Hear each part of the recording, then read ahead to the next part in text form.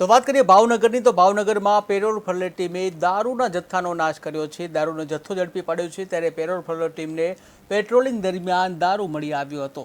જ્યાં બુધેલ ચોકડી નજીક વિદેશી દારૂ ભરેલો ટ્રક ઝડપાયો છે ત્યારે વિદેશી દારૂની પેટી નંગ 222 અને બોટલ 6228 મળી આવી છે।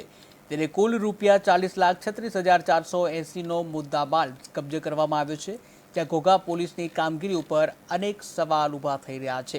ત્યારે વધુ એકવાર દારૂનો જથ્થો ભાવનગરથી મળી આવ્યો છે। ભાવનગરમાં પેરોલ ફ્લોટની ટીમને દારૂ ઝડપી પાડવામાં સફળતા મળી છે।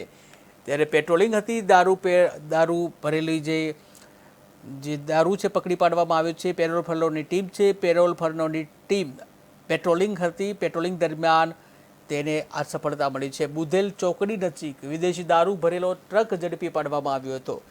ત્યારે વિદેશી દારૂની પેટી નંગ 222 અને બોટલ 6228 મળી આવ્યા છે।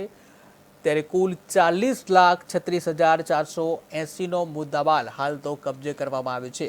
જોકે સમગ્ર ઘટનામાં ઘોઘા પોલીસની કામગીરી ઉપર અનેક સવાલ ઊભા થઈ રહ્યા છે।